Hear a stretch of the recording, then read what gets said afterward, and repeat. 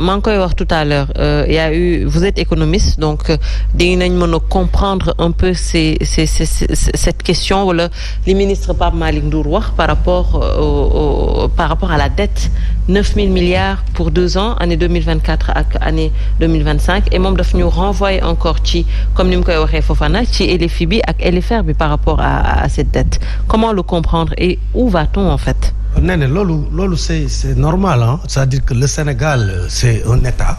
soo jëlee les documents stratégiques nga génn ci nga dem ci documents opérationnels yi glissant sur 3 ans mais tu verras ça c'est-à-dire que fondamentalement suñu structuration économique mënul changer ci une année. Sur 2 ans c'est pas possible. Nous avons constaté que en 2024 moi c'est mon point de vue le budget de 2000 la loi des finances initiale pour moi de 2024 n'a pas été sincère. Ah bon? Oui. Ça je le dis objectivement et ça c'est grave. Vous savez même dans les sociétés nationales les gens ont tendance à augmenter les budgets d'année en année sans pouvoir te justifier cette augmentation. C'est sur la base de recettes fictives. Qu'est-ce que ça crée? Ça crée que tu dis je projette d'avoir 100 millions mais alors que 50 millions ngay am tu l'as projeté en dépense tu la dépenses et que amuloo ko di nga endetté wu de 50 millions ña nga endetté lu di nga leen asphyxier su dee ay entreprise la ñu mën nañu perdre seen emploi mooy li ñuy wax comme dette intérieure bi xaalis bi du circuler wu mu am état endetté wu donc le budget de 2024 n'est nécessairement de 7 003 milliards avec un taux de croissance qui a été prévu de 10 à 11% après ramené à 8%. Actuellement, et nous avons eu combien de croissance cette année-ci? C'est ça que j'ai dit. On est même en deçà de 4%. 3,5. 3,5. Alors que mais 3,5 hors pétrole. Oui, alors que le budget le budget loi des finances 2024 avait prévu 8% minimum par le FMI et 11% ou 10% par le ministre des Finances. Donc c'est dire que donc le budget n'était pas sincère. C'est ce qui a justifié peut-être la loi des finances rectificatives. Encore que même une loi des finances rectificatives ne doit pas être il ne doit pas exister un écart important parce que l'écart qui doit susciter une loi des finances rectificatives dafay doon lu dal Sénégal avec les inondations par exemple dans le Fouta. L'État mobilise des fonds par décret d'avance de tant de milliards loolu il faut que mu dugal ko. Dans la LFR c'était pas prévu c'est des événements imprévisibles wala Sénégal toog rek ñëw am doowu 100 milliards wala recettes fiscales yi yokku plus que nuñ ko xalaatee woon. Voilà des raisons yuy tax ñuy dem vers une loi des finances rectificatives. Oui. Mais boo jëlee loi des finances rectificatives du Sénégal de 2024 ak la loi des finances rectificatives de 2000 tu verras que il y a un déficit énorme en dehors du déficit normal qui a été prévu. Premier trimestre les ressources de l'État c'était à hauteur de 17%.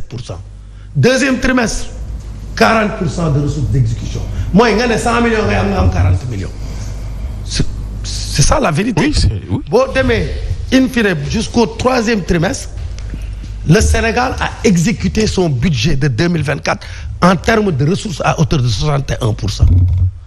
mooy 100 millions bu nekk 60 millions nga am or dépensé nga 100 millions donc tu as un déficit de 40 millions bu bokkul ak la nga prévoir pour combler ton déficit. D'accord. Vous me comprenez un peu.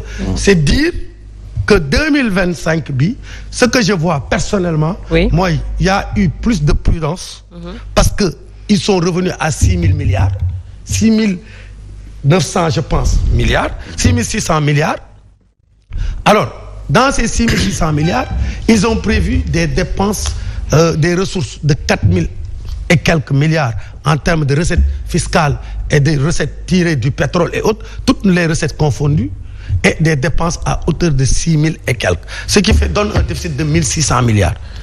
Donc, je crois que sous dañuy wax rek en termes budgétaires, avec un taux de projection de 7,1% du déficit budgétaire. Alors suñu jàppee ne taux bi ñoom ñu jàpp mooy 11% 2024 parce que monsieur le Premier ministre a dit que les chiffres ont été maquillés. Oui. Donc le Sénégal n'avait pas un déficit de on attend toujours la Cour.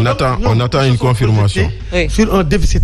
Très bien. Bon, on attend la Cour des comptes. Oui, on attend une confirmation. Ce que le Premier ministre a dit, c'est des informations qu'il a lui en tant que le chef de l'exécutif, en tant que le chef du moins de la primature. Il donne des informations, mais c'est à la Cour des comptes de le certifier. Mais moi, en tant qu'économiste, je te dirais juste que dans ma source, c'est le budget loi des finances 2025. Ils ont mis un taux de déficit de 11% pour 2024 contre 7,1%, avec un taux de croissance de 8,8%. Maintenant, tout cela, moi, li Bachir wax léegi, est-ce que dañ ko war a ressentir tay mais justement c'est ça la question. Parce que l'honorable député Cheikh Omar Sy dafa toogoon fii expliquer que l'année 2025 risque d'être compliquée pour les Sénégalais. Très dur. Alors justement qu'est-ce qui va se passer maintenant pour donc suñu jëlee considération yi nii yëpp. oui man su may def politique damay wax ne mën naa wax ne oui il faut que tay Sénégalais am xaalis mais Alioune Sow mënul am xaalis te liggéeyul. dañuy waxtaan Alioune Sow pour mu liggéey pour nga am xaalis foog nga liggéey. Ça veut dire qu'il faut que chaque Sénégalais, que l'État nous mette dans les conditions que nous gagnons produire. Si nous produisons, c'est ce qui donne l'ignorance. Mais nous, à moins que tu sois un populiste qui dit que en 2 mois, on régler tous les problèmes. Mais dans la réalité économique, ce n'est pas le cas. Maintenant, je voudrais dire quelques mots sur... Maintenant, l'endettement, toujours c'est les hommes politiques. C'est vrai, M. Sonko l'a dit quand il était dans l'opposition. Je n'ai jamais été d'accord avec lui sur cette question. Parce que quand tu prends un pays comme le Sénégal, il a ses recettes fiscales. Nous sommes à un niveau très bas de mobilisation des recettes fiscales. Je vous renvoie au document, au document de mobilisation des recettes, des dettes à moyen terme, des recettes fiscales, la stratégie nationale 2020-2025 sur 5 ans. Qui a constaté tous ces aspects et qui avait même demandé que l'État fasse des réformes en termes de règlement, mais aussi en termes de moyens, digitalisation qui va permettre pour élargir l'assiette fiscale et autres. Ça, l'État l'avait défini. Le Sénégal, c'est un État, le Yagle. Donc, il avait dit quoi? Dette bi. Mais, sans mobiliser les recettes du touti, on a des problèmes pour construire des hôpitaux, pour construire des routes. Mais, mieux vaut aller s'endetter et les construire aujourd'hui quand ça coûte moins cher que de les construire dans 10 ans. Le Sénégal ne peut pas attendre à vivre des moyens de transport rudimentaires.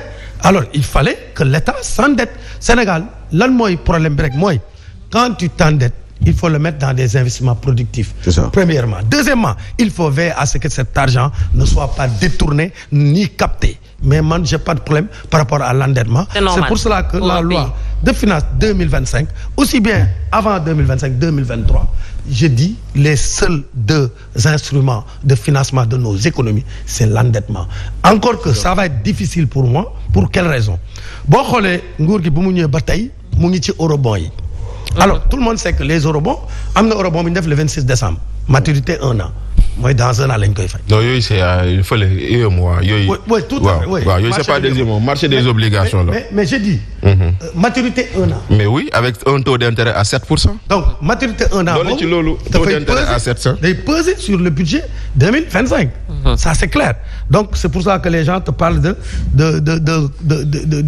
dette à hauteur de 4 milliards 500.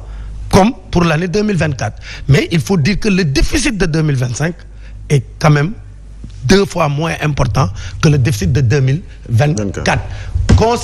Dans la loi des finances rectificatives. Alors que les dépenses de 2025 sont plus importantes. Donc il y a des efforts qui ont été faits en termes d'augmentation des ressources internes et en termes de maîtrise des dépenses. Mais tout compte fait, l'emprunt est un instrument de politique économique. D'autant plus que nous, on n'a pas l'instrument monétaire. C'est-à-dire que dans les pays comme les États-Unis, si nous avons un problème de financement, ça peut arriver. Les gens peuvent utiliser l'instrument de politique monétaire, création monétaire, comme ils peuvent utiliser l'instrument budgétaire qui est d'inciter le paiement de la fiscalité ou bien faire l'emprunt. Et l'emprunt, l'essentiel day am sax effet levier. L'État peut faire des emprunts où le taux d'intérêt est très compétitif, ça ne coûte pas cher, dont la maturité est grande, et faire des investissements vraiment productifs qui permettent en réalité de changer notre structuration économique, de rendre nos entreprises plus compétitives, de booster l'agriculture, donc de booster la production. Mais tout ça ne peut pas se faire en termes, si je ne parle pas de politique, ne peut pas se faire à court terme. Et aujourd'hui, pour terminer sur cette question, vous avez entendu le Premier ministre Ousmane Sonko wax ne ça va être difficile. Il l'a dit 3 fois. Les gens n'ont pas fait attention. Je l'ai suivi. Moi, je comprends pourquoi il le dit. Aujourd'hui, les bailleurs de fonds nous ont dit, les bailleurs de fonds classiques. Les subventions vers le 25. C'est les dettes concessionnelles. Vraiment, c'est à des taux très bas que le Sénégal va supporter la dette. Mais nous avons besoin, en attendant, documents yi gain.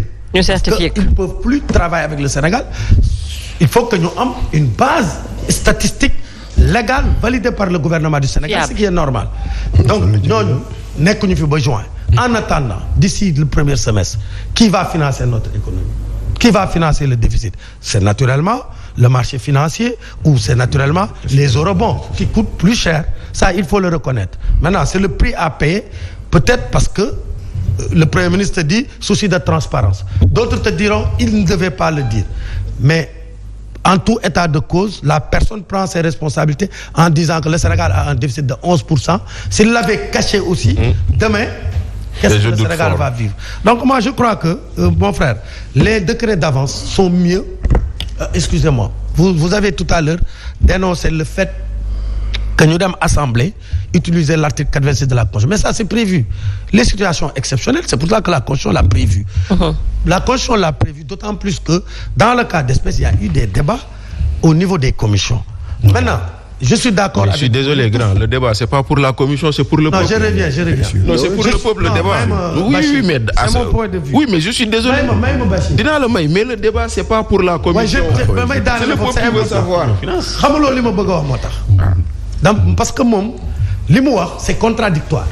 Quand il dit président dafa doon jël ay décret d'avance en 2025 en attendant ñu def ay débat, ça c'est plus grave. Non, je préfère que le budget 2025 soit voté dans ces conditions et que aucun décret d'avance ne soit pris. Parce que président buy jël décret d'avance yow doo ko yëg man duma ko yëg. Dañuy toog on nous met devant le accompli pour nous dire loi des finances très donc c'est plus transparent.